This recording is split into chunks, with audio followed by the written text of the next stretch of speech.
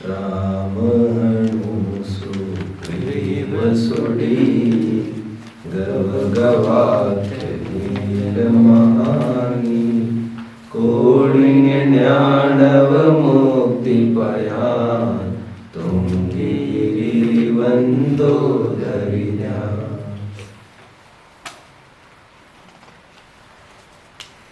मोक्षार्थियों आओ, मेरे अनुभव की पोटली में से एक अनुभव आज मैं आपके बीच में साझा करता हूँ। बात कुछ 30 वर्ष पूर्व की होनी चाहिए। शायद मैं 10th में पढ़ रहा होऊंगा, ऐसा लग रहा है। उसके आसपास का कोई टाइम होगा। ये तब की बात है जब इराक और अमेरिका के बीच में एक जंग छिड़ गई थी। और मुझे ही नहीं, संपूर्ण विश्व को इस बात का आश्चर्य हुआ था। लड़ाइयाँ तो रोज होती रहती है, बट इराक ने इतना बड़ा लोहा कैसे ले लिया? क्योंकि अमेरिका से लड़ना वैसे ही लोहे चने चबाने बराबर है। इतना बड़ा दांव कैसे खेल लिया इराक ने? इराक इतनी से औकात और अमेरिका हर प्रकार से समृद्ध और संपन्न। क्या नहीं है अमेरिका के पास? मैन पावर है, मटेरियल पावर है, मनी पावर है। Man, money, material, army, weapon, सब कुछ।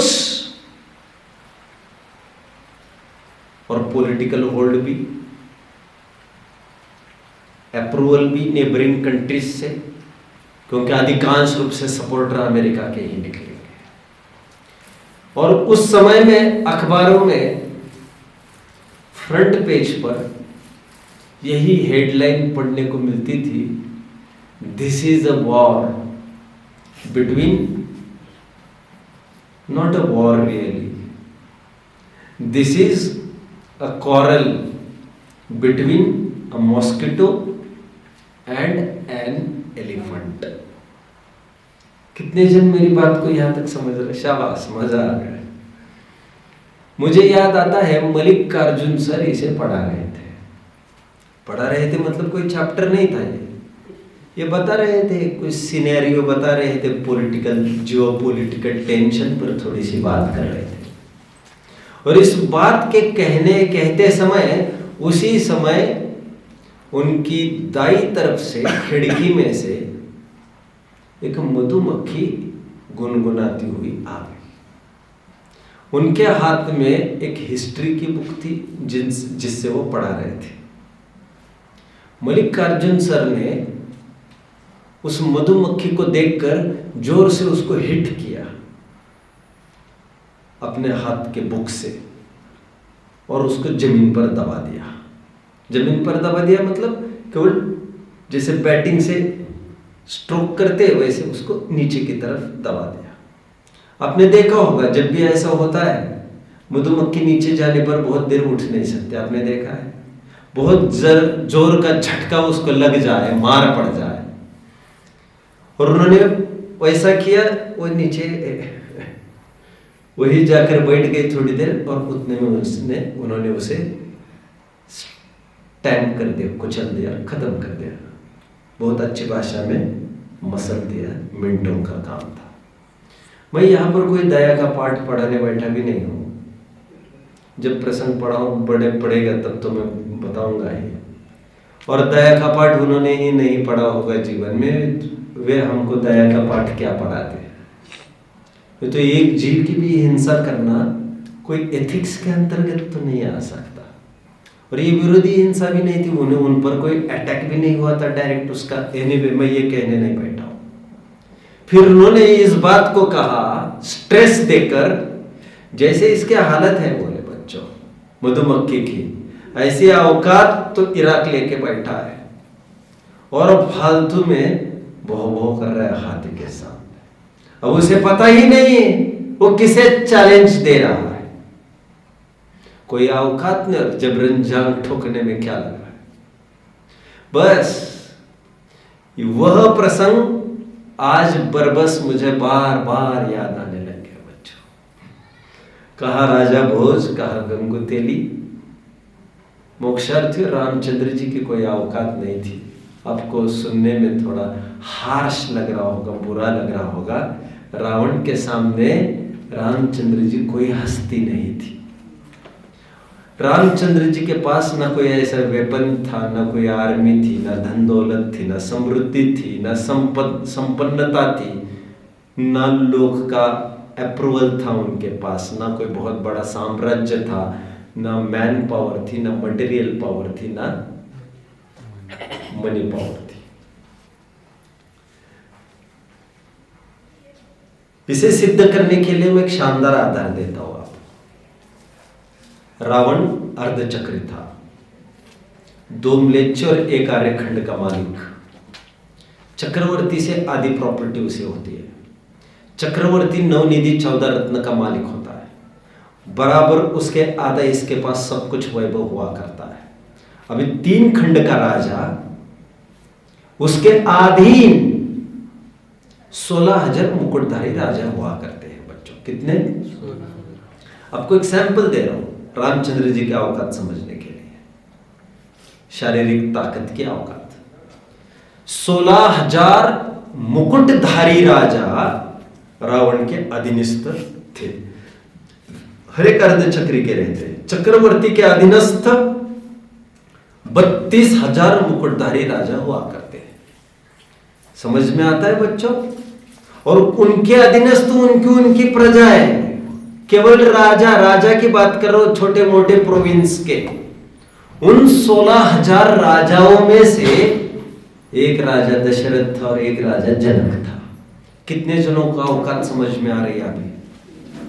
इसका मतलब रामचंद्र जी की ताकत कितनी हो गई मैथमेटिकल टर्म्स में?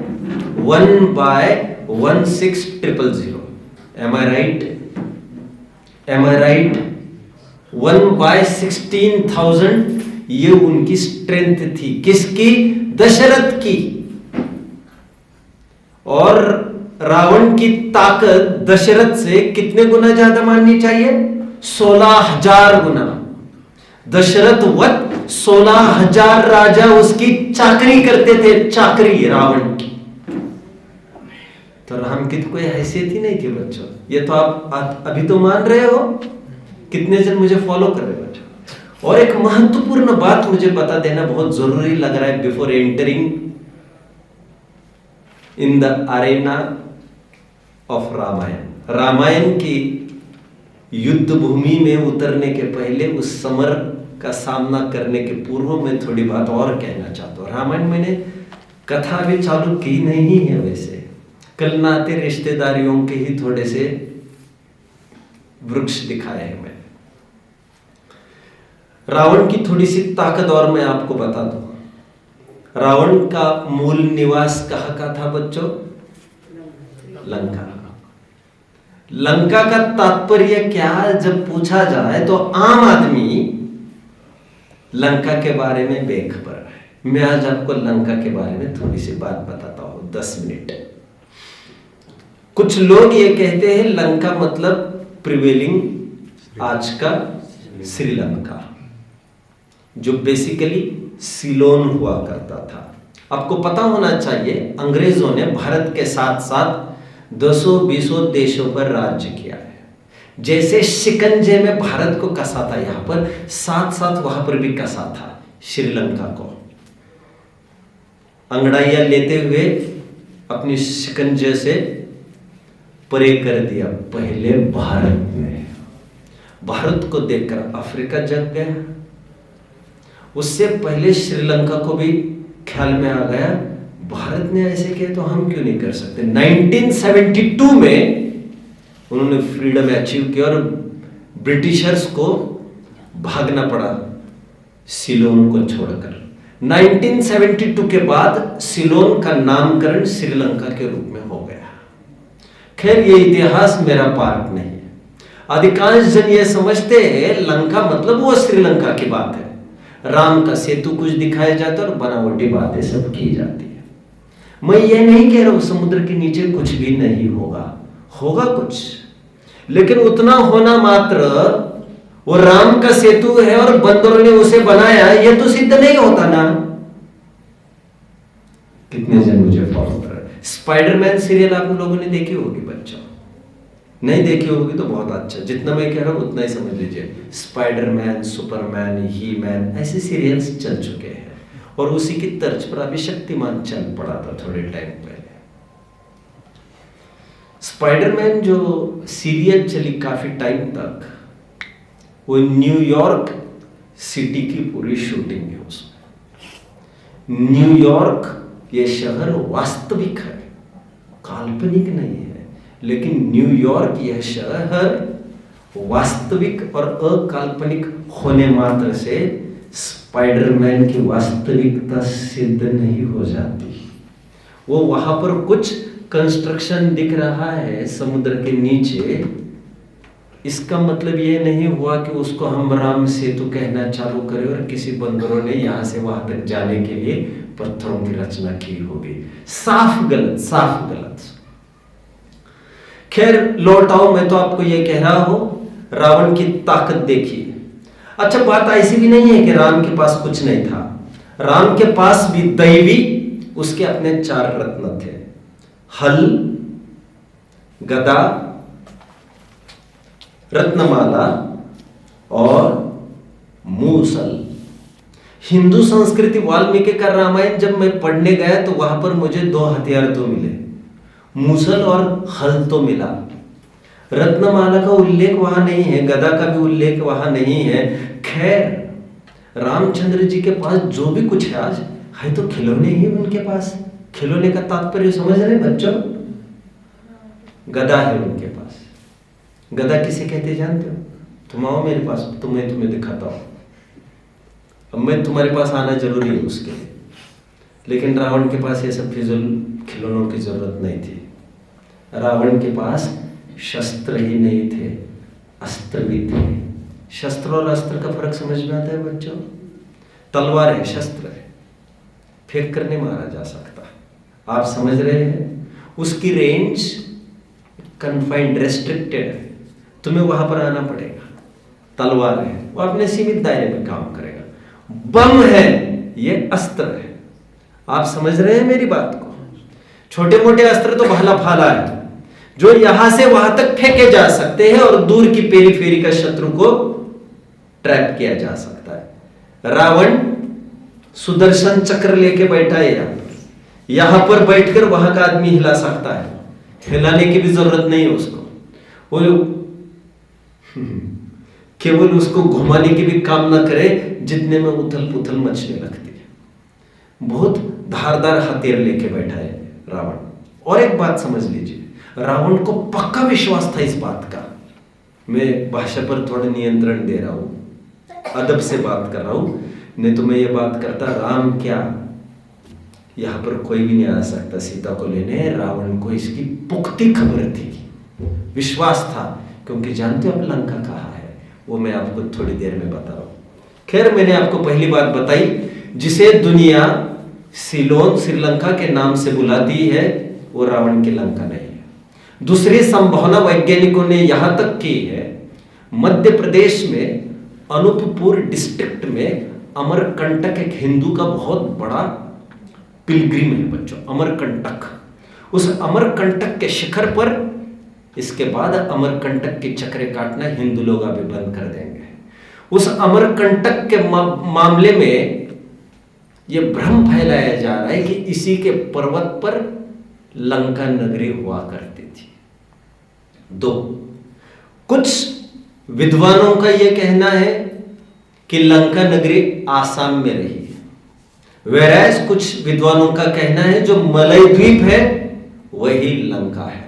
But let me tell you, हमारे ग्रंथ में लंका का लोकेशन ऐसा अद्भुत आया है, उससे देखकर साफ ये चारों बातें झूठी ख्याल में आती है।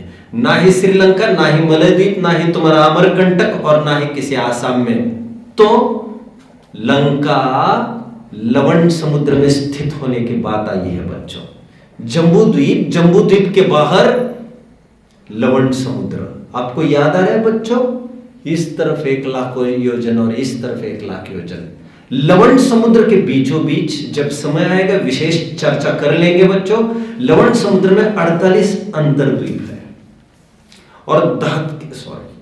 और कालोदधी समुद्र में भी 48 अंतर्द्वीप है। इस प्रकार 96 अंतर्द्वीपों में कुभोग भूमि चलती है। मैं जानता हूं आप बहुत नहीं जान पा रहे हैं, लेकिन अभी आपको इतना ही बताना मुझे अभिष्ट है। मैं विशेष बात आपको यह बता दूं, इस लवण समुद्र में एक विशिष्ट द्वीप है, उसे हम अंतर्द्वीप कहना चाहिए। कितने जन मुझे फॉलो कर रहे हैं बच्चों? जैसा मैंने 3 लोग पढ़ाते समय आपको बताया था, island is a place, is a land which is surrounded by water from all the sides, that is an island, like Andaman Nicobar. समझ में आता है? तो जम्बू द्वीप कहते उसे है क्योंकि चारों तरफ पानी से घिरा है लवण समुद्र। बट लवण समुद्र में भी कुछ कुछ अंतर्द्वीप है, अंतर्द्वीप। अब ऑब्वियसली वे भी पानियों से घिरे। लवण समुद्र के बीच में तो है ही, मतलब लवण समुद्र से ही घिरे, बट वे छोटे छोटे छोटे छोटे। उसमें एक द्वीप है, राक्षस द्वीप। उस राक्षस द्वीप पर त्रिकुटाचल नाम का एक पर्वत है बच्चों। ठीक उस त्रिकुटाचल पर्वत, ये मैं जो कह रहा हूं वो पद्म पुराण की अपेक्षा कह रहा हूं, 2 ग्रंथों की अपेक्षा मेरे दिमाग में है। मैं आपको सभी चीजें कहना बहुत महत्वपूर्ण नहीं समझ रहा हूं, मतलब की बात मुझे निकाल। उस त्रिकुटाचल पर्वत के शिखर पर लंका नगरी स्थित है, ऐसा एक वर्णन मैंने पढ़ा। लगे हाथ बोल ही देता हुआ अभी बात कही है। तो कहीं मैंने ये भी पढ़ा है, इस त्रिकुटाचल पर्वत की तलहटी पर लंका नगरी स्थित है। हो कुछ भी, लेकिन ये बात तय हुई। बात को कौन पूरी करेगा बच्चों? लंका नगरी लवण समुद्र में है। राम के इतने हाथ हो नहीं सकते लंबे कि वो सीता को आकर उठा के लेके जाएगा। रावण को भली भांति इस बात का पता था, राम के अंतिम सांस तक भी वो पूरी दम लगा के मर जाए, सीता उसके हाथ में आने वाली नहीं है। सीता भी शायद इस बात को जानती तो होगी, बट उसने आखिर तक हिम्मत नहीं हारी और समय समय पर वो एक ही बात रावण को कहती रही, राम एक दिन आएगा, मुझे लेके जाएगा, तुम देखते रह जाओगे। खैर, वो जानती थी राम की भी एक ताकत है। राम एक भूमि को छली आदमी था और वो क्या लड़ता रावण के साथ। बट टर्निंग पॉइंट कहाँ खड़ा हुआ, शीघ्र आपके सामने प्रस्तुत होने वाला हो। शायद आज रामायण की पूरी कथा होने ही वाली है ना। मैंने चालू भी की है वैसे अभी रामायण की कथा। मैं थोड़े रिलेशंस कल दिखाए, रावण की फैमिली का रिलेशन थोड़े से दिखाए, और यहाँ पर भी राम की फैमिली के थोड़े से रिलेशंस मैंने कल दिखाए थे। याद आ रहा है बच्चों आपको? महत्वपूर्ण मोड़ कब से चालू होता है, आइए हम देखते हैं। दशरथ को एक मुनिराज का योग बन गया। मुनिराज का समागम हुआ। मुनिराज के समागम के चलते, समागम और किस प्रकार हो सकता, मैं मानता हूं मुनिराज के दर्शन भी काफी है, लेकिन मंदबुद्धि जीवों को इतना ही काफी नहीं है। दशरथ को उपदेश भी मिला, महापुण्य का उदय बना। उनके उपदेश के चलते राजा दशरथ को जाति स्मरण हुआ। जाति स्मरण के चलते उन्हें बहु के आसारता प्रचुरता से ख्याल में आई। यह परंपरा कोई नई नहीं थी मुनि होने की। वे जानते थे मेरे बाप दादा इसी मार्ग पर चले। ऐसा भी नहीं था गाफिल निद्रा में सो रहे थे और उन्हें पता ही नहीं था मुझे दीक्षा लेनी है। He was waiting for a proper chance। आज वो गर्मी कहते ना, गर्मी, वो गर्मी पैदा होना चाहिए। Hit the iron when it is hot। लोहे को तब ठोकना जरूरी है जब वो रेड हॉट हो जाता है, तब असरदार होता है। यह भावना रावण की तो चली रही थी।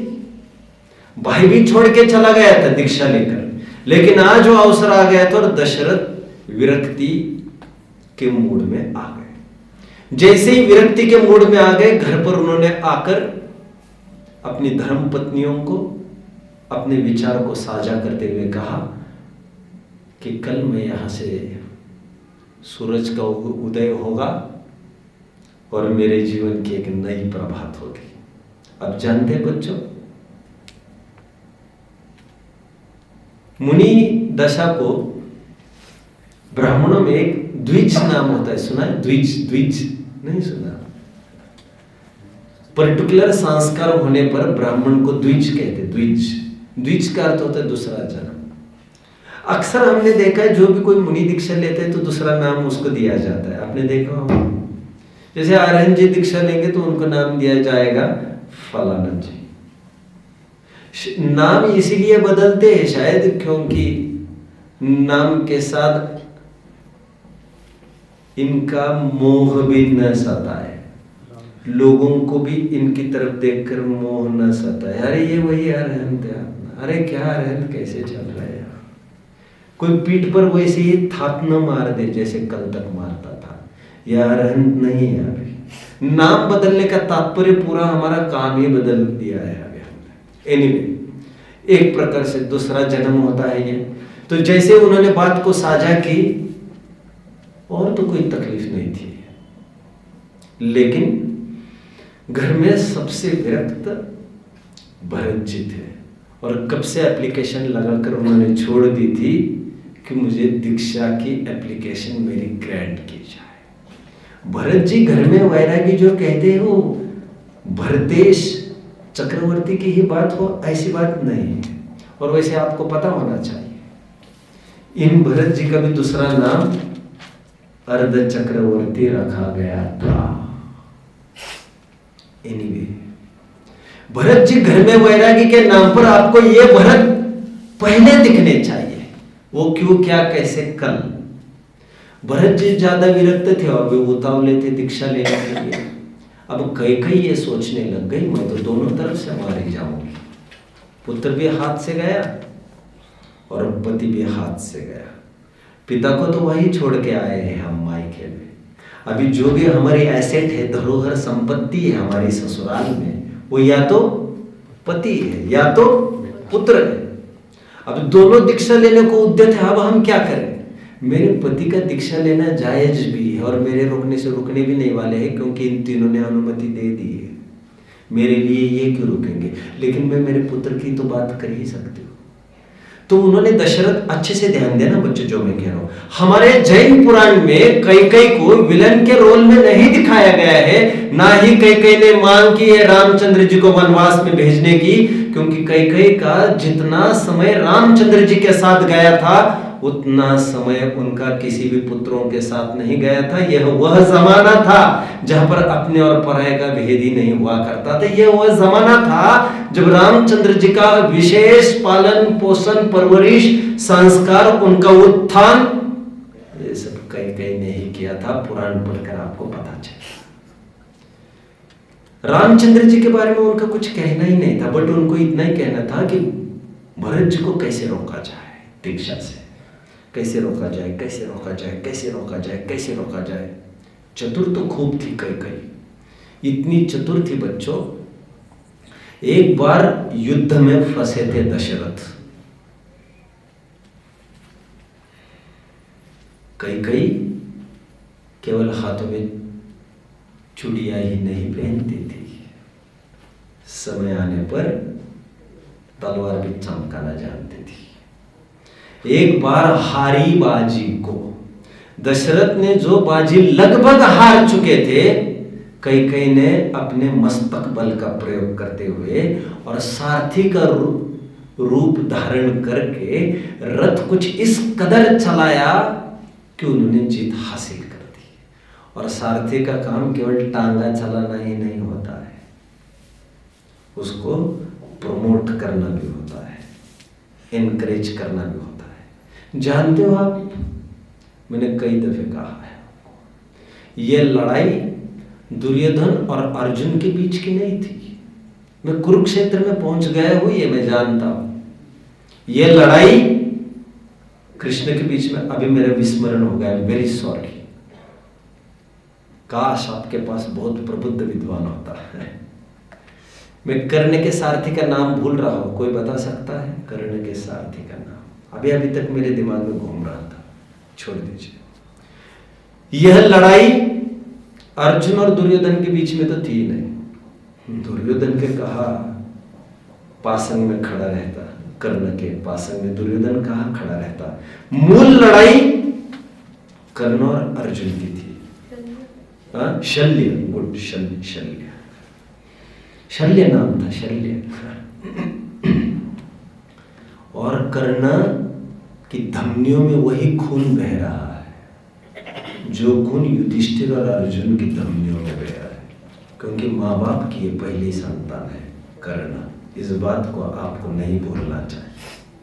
कर्णों को परास्त करना किसी के भी बस की बात नहीं थी, ये तो सभी जन जानते हैं। कर्ण क्यों हारा, क्यों जानता हूं मैं, जानते हो आप? यदि आप इतना पता कर पाओ कि अर्जुन क्यों जीता, तो आप ये पता कर पाएंगे कर्ण क्यों हारा। अर्जुन जीतने का कारण मोटिवेटर खड़ा था, कृष्ण। जीत तुम्हारी ही होगी, डोंट वरी। जीत तुम्हें ही वरी, डोंट वरी। बस ये तो बाएं हाथ का खेल है। और कर्ण का सारथी था शल्य। ये तो नहीं बनने वाला है आपसे, हाँ आपके हार पक्की है जी, नहीं बनेगा आपसे। वो समय समय पर आड़ेगे डालता। अब कर्ण भी हौसला हारने लग गया बेचारा। इसलिए आपके आसपास, आपके नजदीक एक मजबूत व्यक्ति का होना निहायत जरूरी है। जरूरी नहीं वो बहुत बुद्धिमान हो, लेकिन वो आपको मोटिवेट करता रहे। वे माँ बाप जो अपने लड़के को ABCD भी नहीं पढ़ा पाए, वो लड़के को इतना ही कहते रहे, यू विल स्कोर फर्स्ट। वो टॉप आने पर दुनिया भर यही कहता है, मेरे माँ बाप के कारण मैं यहाँ। तो लोग कहते माँ बाप ने क्या पढ़ाया? अरे पढ़ाने के अकल पढ़ाई उन्होंने, ये भी पढ़ाना है, way of thinking you can. Mahabharat को छोड़ दीजिए, मेरा विचार बना है 4-5 घंटे में रामायण महाभारत पर भी बात करूंगा। मुझे नहीं पता मैं कब बात करूंगा। मैं ठेठ आकर खड़ा हूं इस प्रकार।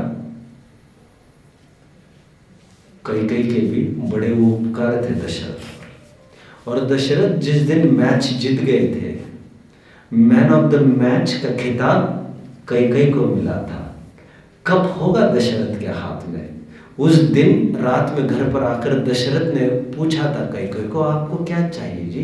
कई ने क्या कहा था, आप रहते हुए मुझे किसी चीज की जरूरत नहीं। यदि मैं मेरी रामायण कहूं तो मैं इतना ही कहूंगा, उन्होंने कुछ नहीं मांगा था, ना कोई प्रतिज्ञा गिरवी रखी थी, ना आज मांगूंगी की बात थी, ना समय आने पर मांगूंगी की बात थी। यह तो एक मनोविज्ञान है। जब दशरथ दीक्षा के लिए इच्छुक हो गए तो वो दशरथ को पूछती है, मैं किसको देखकर जीऊंगी? है तो ये मेरे ही, राम है, लक्ष्मण है, शत्रुघ्न है, घर तो मेरा भरा ही है, बट अपना स्वापना मुझे कौन संभल होगा? तो फिर एक काम हो सकता है। क्या हो सकता है? क्या हो सकता है? भरत जी को कहीं एंगेज कर दिया जाए, इन्वॉल्व कर दिया जाए, कुछ जिम्मेदारी उसके माथे दी जाए। ऐसे क्या हो सकता है? यदि मैं रामायण लिखूं तो मैं ये कहूंगा दशरथ ने स्वयं ने ये सूझबूझ से विचार किया, तो फिर एक काम हो सकता है, ये राजपाट की जिम्मेदारी का बोझ भरत के माथे दे देते। And Bharat is equally able.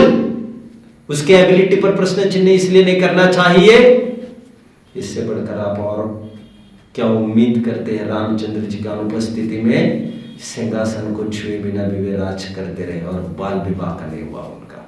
मतलब वे एबल थे। भरत जी एबल तो है ही, बट जो परंपरा आज तक चलती आ रही है, बड़े बाप को सब कुछ सौंप कर चला जाना, लेकिन सब जगह तो ऐसा नहीं होता बच्चों। पांडवों में भी युधिष्ठिर महान नहीं है, अर्जुन को याद की जाती है पहले। और हम तो महाराष्ट्र के हैं, Raje Chhatrapati Shivaji Maharaj was junior son of Shahaji Raje Bhosale. Shambhu Raje होंगे बड़े, बट योग्य शिवाजी थे। छोटे होने पर भी उनको योग्य माना गया और राज्याभिषेक उनका करना उचित समझा गया। एनीवे, आज समय परिस्थिति की यह मांग है कि भरत जी को कहीं ना कहीं इन्वॉल्व किया जाए। जम्बू स्वामी भी कभी उतावले हो गए तो उनको शादियां करा के उनको एंगेज कराया गया। अब भरत जी की तो ऑलरेडी शादियां हो गई थी, अभी कितनी शादियां कराएंगे उनके, नए नए एंगेज हो पा रहे हैं, तो उनको राजपाट डाल दिया जाए उनको, जिससे उनको फुर्सत ही नहीं मिले सोचने की। तो भरत जी को बुलाकर कहा गया कि आपको राजपाट संभालना है जी। भरत जी ने कहा, मेरे 4 मंगल का पाठ आप लोगों ने पढ़ा ही होगा, वहां पर मैंने काफी खुलासा किया था। बालबोध भागे पाठ 2। खो खो की रेस चालू हो गई फिर से। भरत जी कहने लग गए, मैं नहीं संभालूंगा। दशरथ जी कहने लग गए, तुम्हें दीक्षा लेनी हो तो ठीक है, फिर तुम जाओ, हम संभालेंगे, क्या करें, नहीं लेंगे हम दीक्षा। और भरत जी को वे डायलॉग याद आए जिनवानी के, अपने माँ बाप को समाधि में स्थापित करना ये बच्चों का प्रथम कर्तव्य। माँ बाप का प्रथम कर्तव्य बच्चों को सभा के प्रथम श्रेणी में लाकर स्थापित करना। मैं नहीं जानता बच्चों आपके माँ बाप ने किस दृष्टिकोण से आपको गुरुकुल में यहाँ पर रखा है। मैं जानता हूँ सबके दृष्टिकोण एक सरीके नहीं हुआ करते, सबकी दृष्टि एक सरीके नहीं हुआ करते। इसमें से कई ऐसे भी होते हैं फ्री फोकट का मिलता है, मुफ्त का चंदन मिलता है यहाँ पर, अपना पढ़ लिख जाना। उनको धर्म से कोई लेना देना नहीं है, हालांकि कुछ भी लेना देना नहीं है ऐसा भी नहीं है, क्योंकि आश्रम तो हजारों सिखों के हैं, ईसाइयों के, मुसलमानों के हैं मदरसे, वहां पर तो नहीं भेजते। यही इसलिए भेजते क्योंकि ये समझते खान पान थोड़ा तो सुरक्षित होगा। खैर, खो खो की रेस की मैं बात कर रहा हूं। माँ बाप का कर्तव्य है बच्चों को धर्म मार्ग में लगाए, धर्म का प्रारंभ कराए, जन्म के समय में घोटी में ही धर्म के संस्कार दे, और बच्चों का कर्तव्य है उनको समाधि योग्य बनाए। आपने देखा कल पवनंजय को, हम जिंदा है, आपको जाने की जरूरत नहीं है, बेटा वही तो है जो माँ बाप को निश्चिंत कराए। खैर, अभी भरत जी और दशरथ के बीच में द्वंद्व चालू हो गया, तो कहीं ना कहीं भरत जी को बैकफुट पर आना ही पड़ा। और दशरथ जैसे कहने लगे, रामचंद्र जी मेरे बड़े भैया है, नहीं मैं चाहता हूं तुम बनो। तो बाप ने कहा है तो कुछ ना कुछ सोचा ही होगा। और रामचंद्र जी ने कहा, मुझे क्यों बोलेगा बकरा बना रहे, तुम तुम्हारे पुरते बात करो, मुझे मत आप हट डालो यार। और पिताजी का हुक्म जानकर वे राजपाट संभालने लग गए। रामचंद्र जी ये बात जानते हैं अच्छे से, सीनियर लड़के के रहते हुए, सर्वगुण संपन्नता मेरी रहते हुए, मेरी मान्यता यहाँ पर साम्राज्य में रहते हुए, और जबकि this has been well declared कि कल मेरा राज्याभिषेक होने वाला है, व्हाट मोर, इससे ज्यादा क्या चाहिए। और पब्लिसिटी ज्यादा मेरी, पिताजी के साथ मैं ही ज्यादा रहा, धूप छाव मैंने ही झेले। हम राज्य में रहते हुए प्रजाजन को संकोच तो नहीं होगा ना भरत जी को पूर्ण आदर देने में, कहीं द्वंद्व तो खड़ा नहीं होगा ना, कहीं ऐसा तो नहीं होगा ना प्रजा 2 भागों में विभाजित हो जाएगी और इलेक्शन पर उतारो हो जाएगी, हमें राम चाहिए, कोई कहेगा हमें भरत चाहिए, और इलेक्शन पर उतारो हो जाएगी। तो भरत जी ने सोचा यदि भरत का वैराग्य थोड़ी देर के लिए हमको रोक रोके रखना है और उसका सोर्स उन्हें राजपाट में बनाए रखना है, तो जरूरी है यहां पर मैं नहीं रहूं, क्योंकि मेरे रहते हुए जनता उन्हें उतनी मान्यता देगी। थोड़ा मुश्किल हो सकता है, और कंपटीशन में मैं मान न मान, तू मेरे मेहमान, फटे में टांग उलझाकर मैं क्यों खड़ा रहूं यहां पर। तो उन्होंने सोचा हो जाएगा, रास्ता साफ हो जाएगा, आपकी जो मन मुराद है। फिर दशरथ ने एक दिन बुलाया रामचंद्र जी को, my dear son come here, I am thinking to enthrone Bharat, your junior son, your step brother, son नहीं ब्रदर, तुम्हारा सौतेला भाई भरत, ये चारों भाई सौतेले भाई कहलाएंगे, मैं भरत को सोच रहा हूं करने की। पिताजी इससे बढ़कर और क्या बात हो सकती है, आप प्लान बनाइए, मैं प्लान बनाता हूं बाहर निकलने का, क्योंकि उसके बिना ये मनोरथ सिद्ध होगा नहीं। तुम क्या खाओगे, क्या पियोगे, और ये राजपाट, शान शौकत, मैं तो यही समझता हूँ पिताजी, ये छोटे से अयोध्या का राज्य को ठोकर मार के पूरी धरती का साम्राज्य और राज्य आप मुझे प्रदान कर रहे हैं। मेरी ताकत अब असीम और विराट हो गई है, मैं तो निकल जाऊंगा कल। ये बात डन हो गई। अभी जैसे ही कैकेयी को ये बात पता चली कि रामचंद्र जी ने वनवास जाने का तय किया है, कैकेयी के ये डायलॉग है पद्म पुराण के बच्चों, भरत जी को दीक्षा लेके जाना हो तो जाए, उसका जो होना हो सो हो, लेकिन मुझे राम चाहिए। भरत जी को जाना हो तो वे भले ही चले जाए। यहाँ तक कि भरत जी और कैकेयी ने रामचंद्र जी के वनवास जाने के, घर से निकलने के बाद भी लगभग हफ्ते भर बाद उनको पीछा करते हुए उनको मिले भी, भर भर के रोए वहां पर उनके चरणों में बैठकर, और भरत जी ने कहा मैं नहीं जी सकता, नहीं तो मैं प्राण त्याग दूंगा। और रामचंद्र जी ने कहा अबे आप साधारण हस्ती नहीं हो, आप राजा हो। और जो पिताजी ने दीक्षा को जाते समय दशरथ वहां पर दीक्षित हो गए, जो पिताजी कह गए थे आपको उचित मानकर कहा होगा, फेरफार करने की ताकत मेरी नहीं है इसमें, और प्रजा इसे एक्सेप्ट नहीं करेगी। आप जानते हो बच्चों, तारा रानी को मरते समय राजा राम ने, जानते हो कुछ इतिहास आप? नहीं, मरते समय क्या कहा था, किसे बिठाना सिंहासन पर?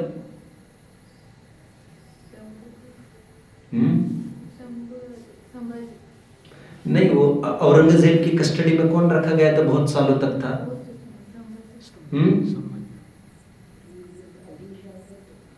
ये तो शिवा था इनका, तारा का। वो कौन था कस्टडी में औरंगजेब में, सालों वहीं पर बना रहा, उसकी माँ, और वो कौन था? आप भी नहीं याद कर पा रहे क्या? संभाजी नाम था उसका भी, पक्का? अच्छा, ओके। संभाजी भी कई है बच्चों, इजी रहो। शिवा भी कई है, इजी रहो आप, इजी रहो।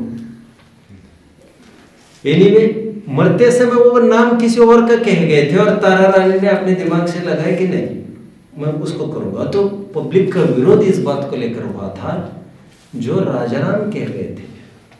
और उनका खास आदमी कौन था? वो सूबेदार तारा रानी का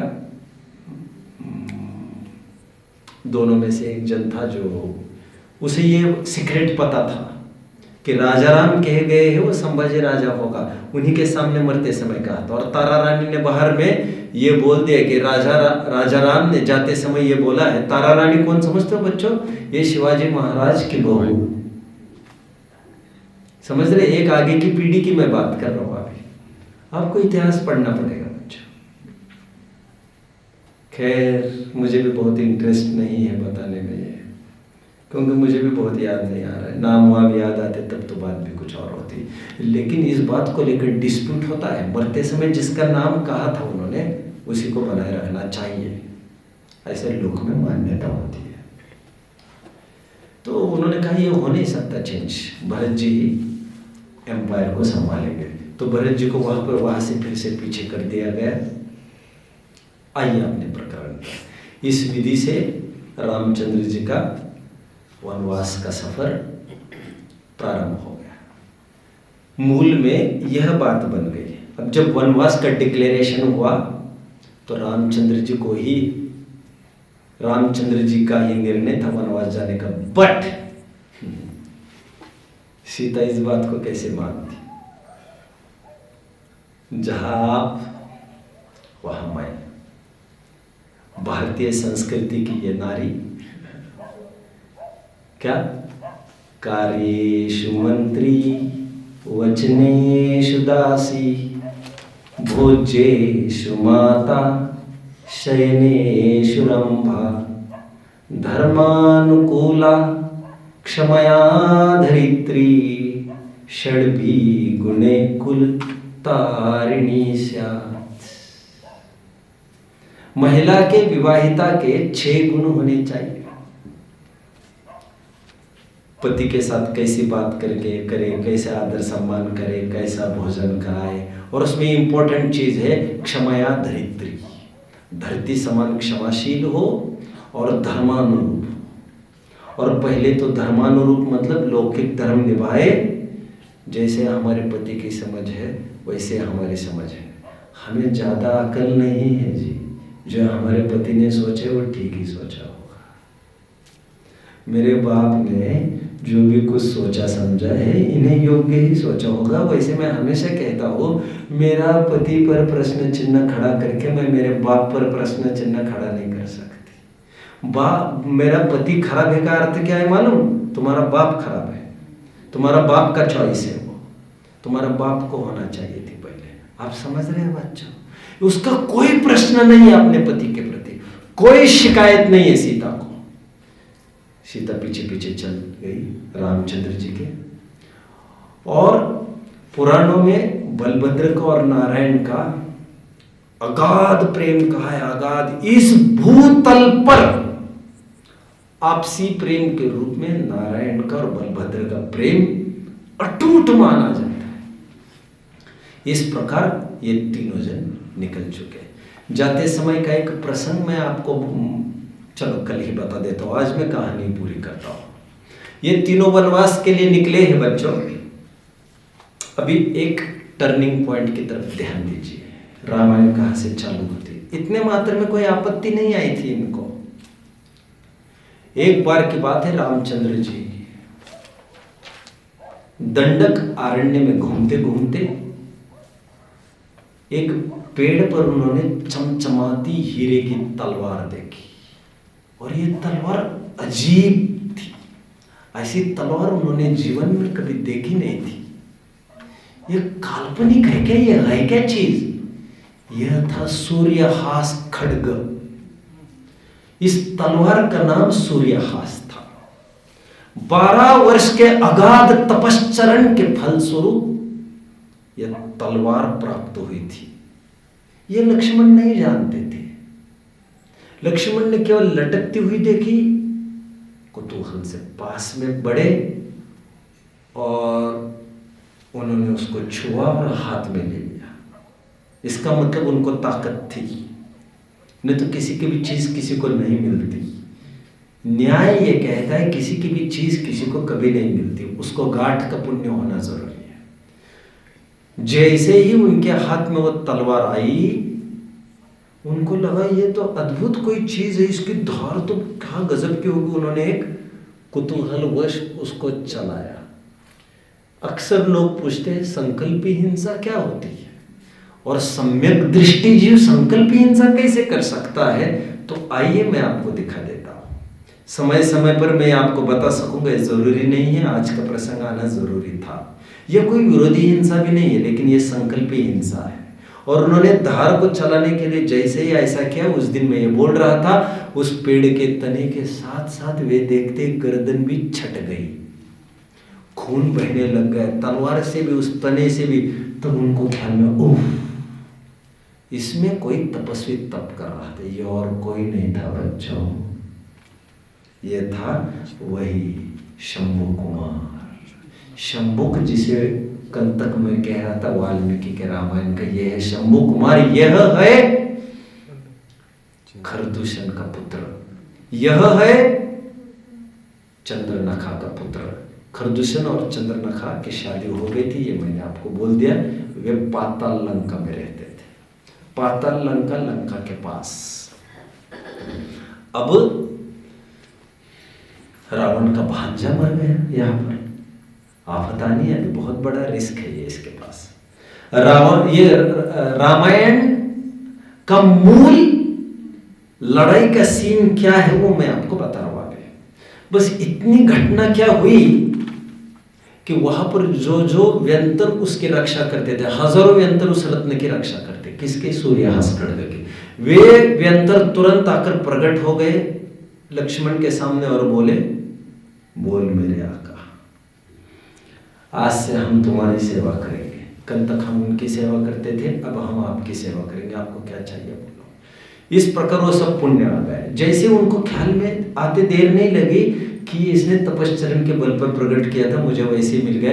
ये ठीक वैसी ही बात हो गई बच्चों, जो मैंने अभी अभी आपको एक जिज्ञासा समाधान में प्रश्न लिया था। सम्यक दर्शन पुरुषार्थ के अधीन है कि भाग्य के अधीन है, उसमें मैं आपको सब प्रवचन सार के पीछे आए हुए 47 नयों में से एक दैव नय और एक पुरुषार्थ नय की बात कर रहा था। कितने जन को याद आ रहा है? शाबाश।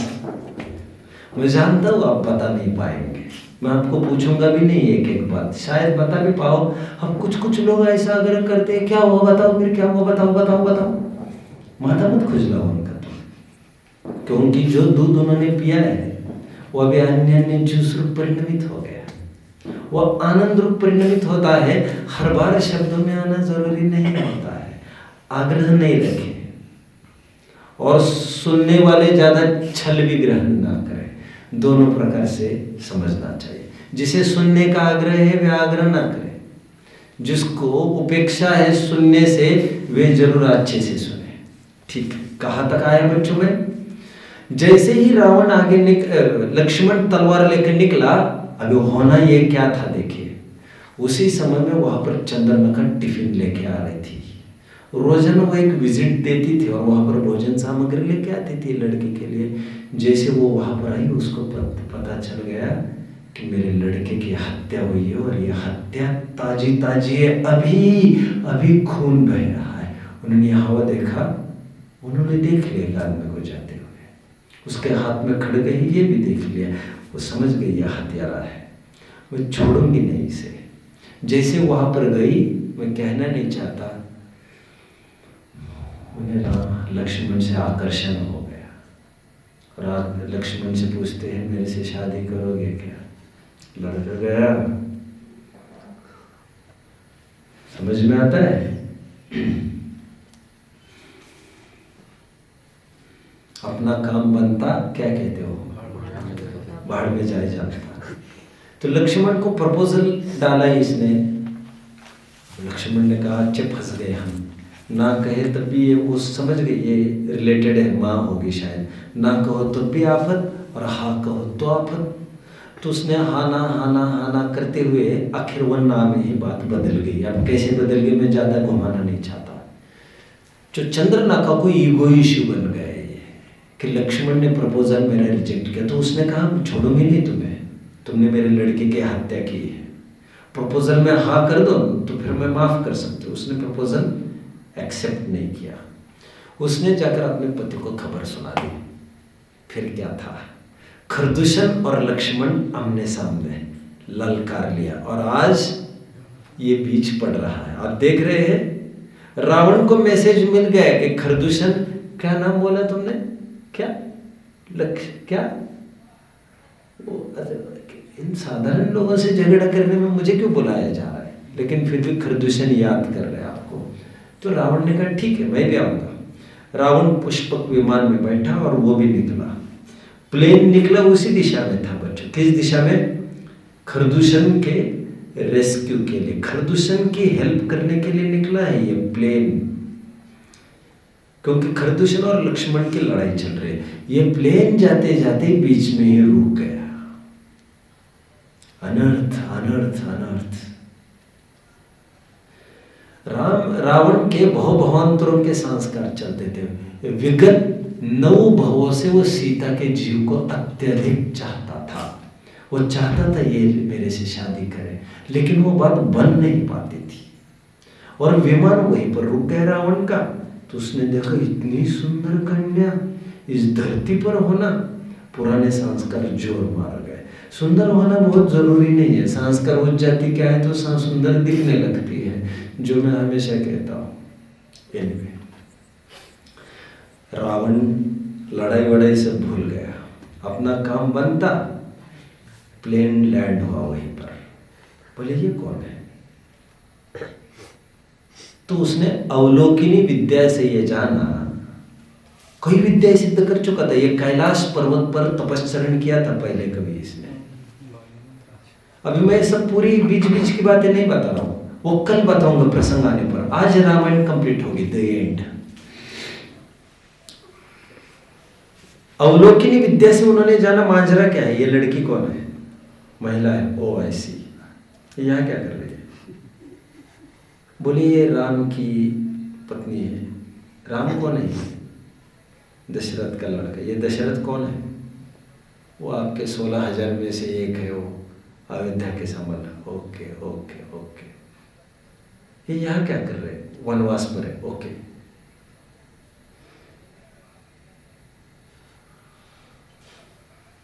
ये दोनों जन यहाँ क्या कर रहे हैं? नहीं, तीनों जन थे। लक्ष्मण गए, कहा खरदूषण से लड़ने। ये वही है। अच्छा, लड़ने गए हैं वो। ओके ठीक है, मैं बहुत जबान पर अपने नियंत्रण देना पड़ता है ना, कोई बात नहीं। तो बोले अच्छा, राम और सीता दोनों जन हैं। तो उसने अवलोकिनी विद्या से पूछा क्या किया जा सकता है? तो अवलोकिनी विद्या ने ये बताया, दोनों में डील हुआ है लक्ष्मण और राम में। लक्ष्मण को कोई दिक्कत आएगी तो वहां से सिंहनाद करेगा वो, तो राम तुरंत यहाँ से चला जाएगा। ओह ऐसी।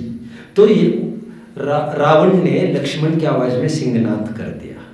रावण को लग गए कि he is in trouble. Ram को लग गए, राम निकल गए वहां पर। सीता अकेली, सीता अकेली बीच की ओर। एक बात बता दूं, जैसे ये वनवास को निकले थे, इनके पास तो कोई टीम नहीं थी बच्चों।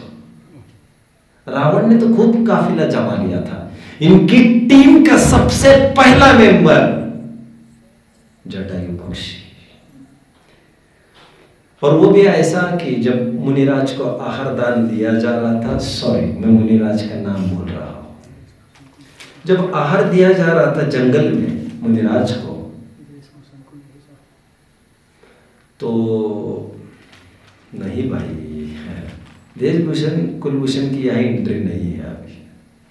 जब आहार दिया जा रहा था और उनका आहार वगैरह नहीं दिया था, उनका उपसर्ग दूर किया था देशभूषण कुलभूषण का। जब आहार दिया जा रहा था मुनि को, तो वहां पर एक जटायु पक्षी उड़ा वहां से, और आहार के बाद जो नीचे पानी टपकता है वो वही लौटने लग गया। तो रामचंद्र जी ने कुतूहल से पूछा ये क्या वाचक है? तो उन्होंने कहा ये पूर्व भाव में इस राजा ने कितने ही मुनियों को घानी में पेलकर उनकी हत्या कर दी है। महापापी यह जीव बहुभ्रमण करते हुए आज ये जटायु पक्षी बना है। गिद्ध पक्षी जो दूसरों के मांस के टुकड़ों पर पलता है।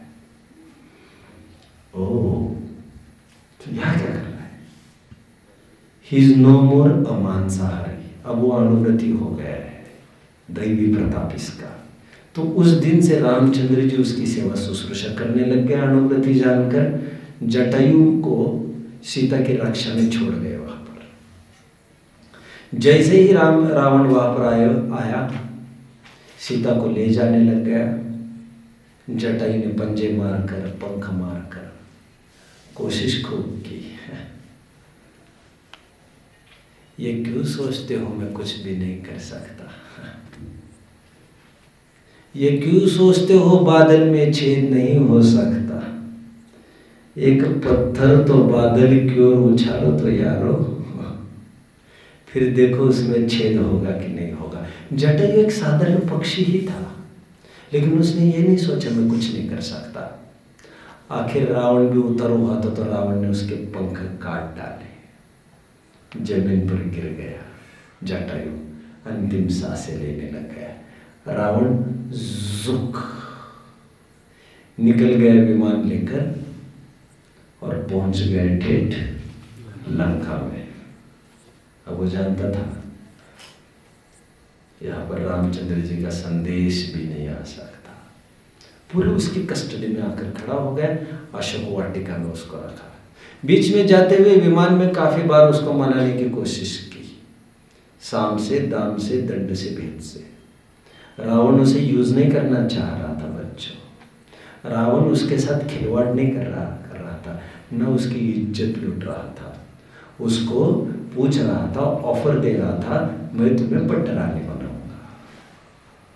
18,000 में से तुम्हें मैं सबसे शीर्ष स्थान पर रखूंगा। मंदोदरी तुम्हारे बाद रहेगी, तुम्हें एक्सेप्ट कर लो प्रपोजल। वो इस्तेमाल नहीं करना चाहता था, क्षणिक आवेग और क्षणिक भोग का शिकार नहीं बनना चाहता था। वो उसके साथ जीवन लगाना चाह रहा था। बट उसकी गलती ये हुई कि वो विवाहिता थी ना, और विवाहिता के साथ ऐसा विचार तो नहीं करना चाहिए था। खैर, रावण की चर्चा फिर कल,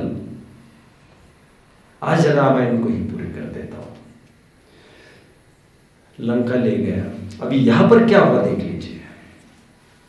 जैसे रामचंद्र जी वहां पर पहुंचे हेल्प करने के लिए लक्ष्मण को, लक्ष्मण ने कहा यहां पर क्यों आए? राम ने कहा तुमने आवाज दी। अरे इसके लिए मैं आपको आवाज दूं? तो उसी समय में वहां पर विराधित नाम के एक विद्याधर ने सपोर्ट किया। वहां पर लक्ष्मण को टाइम पर आकर खरदूषण का काम तमाम कर दिया। अब एक बहुत इंपॉर्टेंट मोड़ पर रामायण आकर और खड़ा होगा। राम की टीम में सबसे महत्वपूर्ण व्यक्ति जुड़ने वाले बहुत जल्दी। हुआ ये कि सुग्रीव की शादी सुतारा से होगी। अभी तारा रानी की बात कर रहा था, वो अलग बच्चों। सुतारा ये प्रथमान युग की बात कर रहा हूं मैं। सुतारा से शादी सुग्रीव की हुई। उसी सुतारा से शादी एक साहस गति करना चाहता था। साहस गति विद्याधर था। दोनों के कंपटीशन में साहस गति से सवाया सुग्रीव को जानकर सुतारा के पिता ने ये योग्य समझे इसकी सुग्रीव के साथ शादी करे। अभी साहस गति ने क्या किया? सुग्रीव का भेष धारण किया और सुतारा को किडनैप करना चाहा। मामला बहुत बिगड़ गया और सुतारा इस हालत में पहुंच गई, उसको पता चल गया सुग्रीव के भेष में कोई घूम रहा है, तो वही पहचान नहीं पाए मेरा सच्चा पति कौन है। मैंने ये घटना कभी बताई आपको किसी कारण से, राइट? फिर मैंने ये कहा तो उसने स्वयं को ही सुरक्षा कवच में डाल दिया। जब तक मुझे सच्चे पति का पता नहीं चलेगा तब तक ना पति मुझे छू पाएगा, ना पति के नाम पर कोई धोखाधड़ी कर पाएगा। सच्चा पति होगा वो नाराज मेरे से ना रहे। शील की रक्षा मुझे करना बहुत जरूरी है। सच्चा पति नाराज हुए तो चलेगा, लेकिन अपति को प्रवेश नहीं। शील की रक्षा किसी भी कीमत पर हो गई। अभी सुग्रीव परेशान कि आधी सेना बट गई थी उसकी, एक लड़का भी बट गया था, कोई पहचान ही नहीं पाता, सभी जन समझते थे वही सुग्रीव है। तो सुग्रीव रात दिन परेशान था पत्नी के वियोग में। क्या करे, घूमते घामते कभी शमशान जाता, कभी जंगल जाता, कभी खेत में जाता, कभी खलिहान में जाता, कभी पहाड़ के पास जाता, कभी कोटर में बैठता, कभी नदी के बगल में बैठता, कभी पेड़ के नीचे बैठता, कभी कहीं तो छोड़ के मुझे चली गई सोचता रहता था। और वो दर्द जो होता है वो तो होता ही था उसको। मेरी पत्नी को कौन लौटा लाएगा। अब वो घूमते घामते एक दिन वो दंडकारण्य से गुजरा। दंडकारण्य से जब गुजरा तो उसकी आंखें खुली की खुली रह गई। उसके पैर के नीचे की जमीन ही खिसक गई। जब उसने ये इतनी लाशें बिछी देखी तो वो झट से वहीं पर चक्कर आकर गिर गया। बहुत टाइम के बाद जब होश में आए तो उसने फिर से लाशें देखी, फिर से चक्कर आकर गिर गया। उसको ये नहीं समझ में आया ये इतनी लाशें यहाँ पर, वाह वाह वाह वाह वाह, कौन? तो उसको पता चला खरदूषण इज नो मोर। क्या? और ये नाते रिश्तेदार थे सब, आप जान रहे हो ना। उसको पता चला खरदूषण को मार दिया गया है। कौन ने? फिर बेहोश होता है क्या ये? अभी तो होश में रहो यार, तुम बार बार बेहोश रहेंगे तो फिल्म कब सुनाएंगे? जग जाओ। उसे पता चला ये खरदूषण का नेस्तनाबूद करने वाला कौन है ये शख्स। तो उसे पता चला लक्ष्मण। बोले लक्ष्मण कौन है यार ये? राम का भाई राम कौन है यार ये तो आदमियों के नाम पहली बार सुने। ये जय कौन है, ये वीरू कौन है यार? कितने आदमी थे। चलो प्रज्वल समझ रहे कुछ? क्या समझ रहे बेटा? हाँ? कौन है ये राम? तो सुग्रीव को लगा मेरा समाधान ये करेंगे। ढूंढते ढांढते पता करते करते करते खट खट खट खट खट दरवाजे खटखटाए। आज रामचंद्र जी के नसीब ने दस्तक दी है रामचंद्र जी को। मैं दरवाजा कहकर ये नहीं कहना चाहता हूं कि रामचंद्र जी किसी कमरे में बैठे, नहीं नहीं नहीं। रामचंद्र जी का दूसरा धंधा ही नहीं था। रात दिन वे जंगल में मीटिंग ही लेके बैठते थे। जब से सीता चली गई थी मीटिंग के अलावा कुछ भी नहीं होता था। रात दिन एक ही मीटिंग होती थी, सीता को कैसे लाया जाए। सीता को रामचंद्र जी सोचते थे इसको जमीन खा गई, आसमान निकल गया यार। सीता का कोई पता है, कुछ भी ट्रेस ही नहीं लग रहे। हर पुलिस थाने में दर्ज करा दिया, हर एडवर्टाइज चैनल पर बोल दिया, जगह जगह चप्पे चप्पे नुक्कड़ गली चौराहे पर सब जगह ऐड कर दी, ये सीता को लाओ कहां से। माथा पकड़ के बैठा ये राम। और रोजाना राम, लक्ष्मण, उनकी टीम, जाम्बूनंद, पूरी टीम लेके वही रोज वही चर्चा चर्चा चर्चा, कहां मिलेगी कहां मिलेगी कहां मिलेगी कहां मिलेगी। आधी रात 2 बजे लक्ष्मण दौड़ते और मीटिंग के बीच में रामचंद्र जी को बोले एक आदमी मिलना चाहता है। बोले इस स्थान पर इस समय पर एक आदमी और हमसे? कौन है? नाम सुग्रीव कह रहा है। हमारे पास क्या काम हो सकता है? हमारा पता किसने दिया उसको? मैं तो मेरा फोन नंबर किसी को भी नहीं देता हूं। वो आपसे डायरेक्ट बात करना चाहता है। लक्ष्मण कह रहा है मैंने तो बहुत पूछा लेकिन मुझे कुछ भी नहीं बताया। नहीं तुम्हें कैसे बताएगा? शक्ल देखकर बताता। भेज दो उसको अंदर, उसको अंदर भेज दो। सुग्रीव आकर खड़ा हो गया, रामचंद्र जी की तरफ एकटक देखता रहा। बोलो क्या प्रॉब्लम है? सुग्रीव ने कहा मेरी पत्नी को साहस गति किडनैप कर गया है।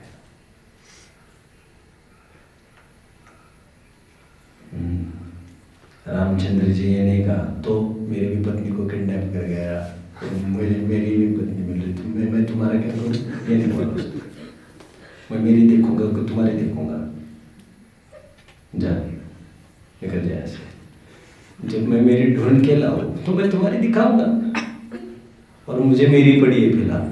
ऐसा नहीं बोलो। सुनो सुनो सुनो, रामचंद्र जी देखो, छाती देखो कितनी तगड़े। आदमी को जोड़ना कितना दुर्लभ है। देखिए क्या प्रॉब्लम है। पत्नी को साहस गति ले गया है। अच्छा कहा है वो साहस गति? यही घूम रहा है बोले वो। तो उसको पकड़ कर खत्म भी नहीं कर देते। यही तो दिक्कत है। मेरे भेष में मेरे नकाब में घूम रहा है। लोग समझते वही सुग्रीव है। अच्छा ये प्रॉब्लम है, ये प्रॉब्लम है। ठीक है उसको बोल दो कल द्वारका सर्कल को बुला लो उसको। एक पॉइंट दे दो उसको, उस पॉइंट पर बुला लो उसको चैलेंज कर दो, चुनौती दे दो उसको। लेकिन बोले मैं उसको चुनौती दूंगा, वो भी कोई कम नहीं है मेरे से, हम जानते हैं हम भी कम नहीं है उससे। हम तुम्हारे भरोसे उसको मीटिंग नहीं करा रहे, हमारे भरोसे तुम्हारी मीटिंग करा रहे। मतलब तुम उसको सामने बुला देना, हम उसका काम कर देंगे, मतलब हम साहस गति को खत्म कर देंगे। आप समझ रहे हैं ना? सुग्रीव ने ऐसा ही किया।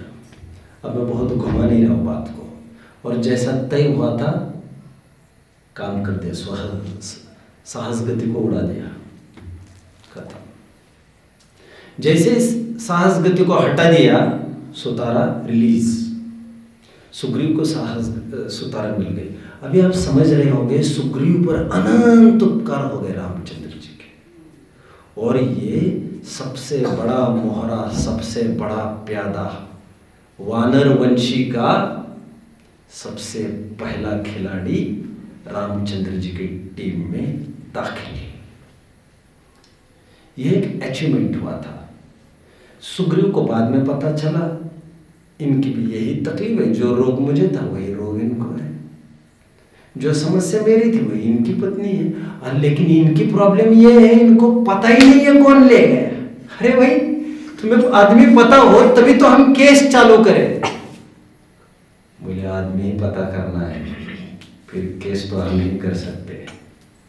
एक दिन मीटिंग के बीच में एक जन ने बोला, टाइम अप, मैं ले सकता हूं, मैं पूरी कर देता हूं जनाब, ये जब तक अनुमति देगा तब तक अपन करते रहेंगे। बीच में जामुनन ने यह कहा, अभी उस मीटिंग में रोज सुग्रीव भी हिस्सा बनता था, कहां मिलेगी सीता और कहां मिलेगी सीता।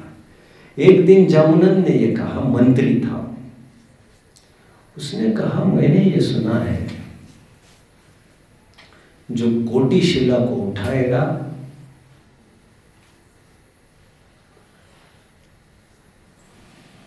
वो ढूंढ सकेगा, और ट्रेस लग गया इनको किसी और बहाने कि ये रावण ले गया है इसको। अब सुग्रीव को भी पता है रावण कहाँ है, आप समझ रहे हैं, और सुग्रीव यही खड़ा है अभी। लेकिन सब जन यही समझाते रहे रामचंद्र जी को, आपके बस की नहीं है उनसे लड़ना। रोजाना यही मीटिंग होती रही, अभी अपराधी भी पता चला, लेकिन सब ये समझाते रहे आपके बस की नहीं। मैं एक महत्वपूर्ण बिंदु आपको बताता हूँ, जामुनन ने जिस दिन ये कहा, ये आज तय हुआ है जो कोटिशिला उठाएगा वही रावण को मार सकेगा। ये लाइन भी पूरी नहीं की थी, लक्ष्मण उठा और लक्ष्मण सब भीड़ में बोला कोटिशिला कहाँ है। मैं भी उठा सकता हूँ, मैं भी आजमाता हूँ, देखो तो जरा भैया कहाँ है। कि वो अमुक स्थान पर है। चलो, लक्ष्मण ने जाकर उसे घुटने तक उठा लिया। उत्तर उत्तर नारायणों में ताकत घटती जाती है। पहला नारायण उसे बिल्कुल ऐसी उठाता है, दूसरा नारायण ऐसी उठाता है, तीसरी नारायण ऐसी उठाता है। आप समझ रहे हो बच्चों? 8वीं नारायण घुटने तक उठाया। 9वां हो सकता है जरासंध, नहीं जरासंध कौन है ना, कृष्ण सॉरी, कृष्ण हो सकता है थोड़ा नीचे तक उठाए, घुटने के भी नीचे छोड़ो। अब ये तय हो गया। अब ये निश्चित करना भर बाकी था। सुग्रीव ने कहा मैं जानता हूं रावण का क्या आता पता सब जानता हूं, लेकिन बाप के सामने जाकर खड़ा कौन रहेगा? बाप मतलब समझ में आया? रावण। उसको कौन बोलेगा, उसके साथ कौन बोलेगा? और मैंने तो मेरी 13 लड़कियां दी है रावण को, 1-2 नहीं, 1 दर्जन और 1 13 लड़कियां शादियां कर दिया। बोले फिर भी मैं आपके साथ हूं, फिर भी मैं आपके साथ हूं, क्योंकि पत्नी को खोने का गम मैं जानता हूं। बोले वहां कौन जाएगा उसके दरवाजे में, 60 के बिल में हाथ कौन डालेगा? बोले एक आदमी कर सकता है ये काम, एक दूत ये काम कर सकता है। बोले कौन? हनुमान ही कर सकता है। बोले हनुमान के अच्छी इमेज है उस कोर्ट में। रावण के सामने जाकर धाक से बात कर सकता है सब। राम उनका जमाई है, आप समझ रहे हो बच्चों? तो वो धाक से और डेयरिंग भी रखता है और पावर भी रखता है अपने। हाँ हाँ ठीक है। तो हनुमान जा सकता है। बोले ठीक है। हनुमान के कोर्ट में एक दूत भेजा। वो दूत आया, बोले बोलो। बोले मैं राम लक्ष्मण भाइयों ने मुझे भेजा। जैसे ही कहा उसने तलवार निकाल दी हनुमान ने, और बोले खत्म कर देता हूं मैं इन सबको। क्यों?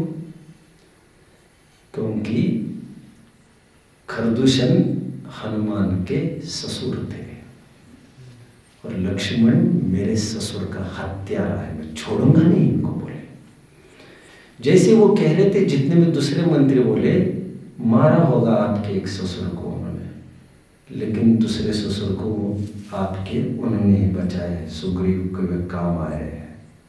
तलवार अंदर। दूत ने पूरी चिट्ठी पढ़ के दिखाई। अन्याय अनीति से रावण ने परस्त्री का हरण किया, ये कहते ही हनुमान भी असहज हो उठे। अन्याय के पक्ष में कुछ नहीं हो सकता। हनुमान ने कहा ये काम मैं करूंगा। हनुमान गए लंका में, सबसे पहले विभीषण से मिले। विभीषण को बोले देखो ये तरकीब पॉलिटिक्स का, क्योंकि वे जानते थे विभीषण सबसे कमजोर मोहरा है, ये नहीं सबसे मजबूत मोहरा है। न्याय और धर्म की अपेक्षा वो बरगलाया नहीं जा सकता। विभीषण ने कहा व्हाट इज हैपनिंग यार अराउंड यू, क्या हो रहा है तुम्हारे राज में? मैंने सोचा समझा सुना है तुम्हारा भाई। विभीषण ने कहा और क्या? मैंने कितना समझाया तुम गलत कर रहे हो, ये ठीक नहीं है, लौटा दे सीता को। मान ही नहीं रहा है। बोले विभीषण हनुमान के पक्ष में हो गया। हनुमान को लगा भी सीता को ले जा पाए नहीं ले जा पाए, विभीषण तो अपना हो गया। घर का भेदी लंका ढाई एक महत्वपूर्ण मोहरा तैयार हो गया। इस बीच वो सीधा रावण के सामने जाकर खड़ा हो गया। सीता से भी मिला, सीता को एक अग्रिम सूचना दे दी, घबराओ मत, बहुत टाइम अभी बचा नहीं है, आना हो तो अभी चलो। सीता ने कहा मेरे प्रभु की क्या आज्ञा है? कह रहे लाने की आज्ञा नहीं है, बस कुशलता देखने की। जितना उन्होंने कहा उतना ही करो। तुम अपनी डेढ़ मत चलाओ। मेरे पति ने क्या कहा है? कुशलता। मैं कुशल हूँ। बोले मैं उनकी राह भी देख रहा हूँ, लेकिन जब तक उनकी आज्ञा नहीं होती तब तक मैं कुछ भी नहीं करूँगी। ठीक है। हनुमान ने भी परख लिया उसको, आपस में चिन्ह दे दिए जिससे प्रामाणिकीकरण हो जाए कि यही सीता है और यही हनुमान है। रावण को चेतावनी देकर हनुमान बाहर निकला। विभीषण ने भी परोक्ष रूप से चेतावनी दी। रावण ने कहा तो ऐसा नहीं मानेगा। विभीषण को कहा मैं तुम्हें आज ही बेदखल करता हूँ, ऐसे तो कोई भी आवाज उठाने लग जाएगा मेरे प्रति। और इस प्रकार सब टुकड़े टुकड़े होने लग गए, बिखर गए, युद्ध हो गया, रावण धराशायी हो गए। लौटकर सब लंक अयोध्या आ गए। अयोध्या आए नहीं कि सीता गर्भवती हो गई। गर्भवती हो गई तो चाचा पापा सब जगह होने लग गई। ये गर्भवती और रावण के यहाँ रहकर आई, कहीं रावण का पाप तो नहीं पल रहा है ये, तो सब जगह अपवाद होने लग गया। ये उत्तर रामायण की मैं बात कर रहा हूँ, यदि हुआ होगा तो यदि ऐसा है तो रामचंद्र जी ने उसे लोग के अपवाद कहने पर राज्य में अराजकता न फैले। मैं आज कहानी समेट रहा हूँ, मेरे पास और 3 घंटे है, 2-3 घंटे हैं, मैं उसमें काफ़ी कुछ बोलूँगा। तो सीता को कृतांत वक्र को के हवाले रख कर के रथ में उसे छुड़ा दिया। अब बहुत अच्छी भाषा में मैं कहूँ मेरी रामायण, तो चलो मैं कल कहूँगा इसको। छोड़ दिया उसे, फिर बाद में लव और कुश की उत्पत्ति हो गई जंगल में, और वो लौट के आ गई विभीषण के बहुत आग्रह से। सीता को लाना चाहिए। वो निर्दोषी है ये कहकर अग्नि परीक्षा की बात आई। अग्नि परीक्षा भी हुई, अग्नि परीक्षा में उत्तीर्ण हुई, लेकिन सीता ने आपके बार तय किया मैं आर्य की दीक्षा ही लूंगी। रामचंद्र जी भी फिर बाद में यहाँ पर लक्ष्मण की भी परीक्षा करने देव आए और लक्ष्मण मर गए। फिर उनकी 6 महीने तक लाश राम ढोते रहे। फिर राम को उपदेश मिला, राम विरक्त हो गए। अभी बॉटम लाइन 1 मिनट में आपका ले रहा हूं। बॉटम लाइन, राजा मैं मंदोदरी के पिता वे 13वें स्वर्ग में गए मुनि होकर। बाकी पूरी टीम मेघनाथ, कुंभकर्ण, इंद्रजीत, ये सब निर्वाण को प्राप्त हो गए। आप देख लेना चाहिए कुंभकर्ण 52 गज आदि से जो मंगलाचरण हम बोलते हैं कितने 99 करोड़ मांगी तुंगी से निर्वाण को प्राप्त हो गए, जिसमें राम, हनुमान, सुग्रीव, नील, नल ये सब निर्वाण को प्राप्त कर गए। ये आप सब जानते हैं। इस प्रकार ये बात है। विशेष बात मैं आगामी 2-3 घंटे में करता हूँ।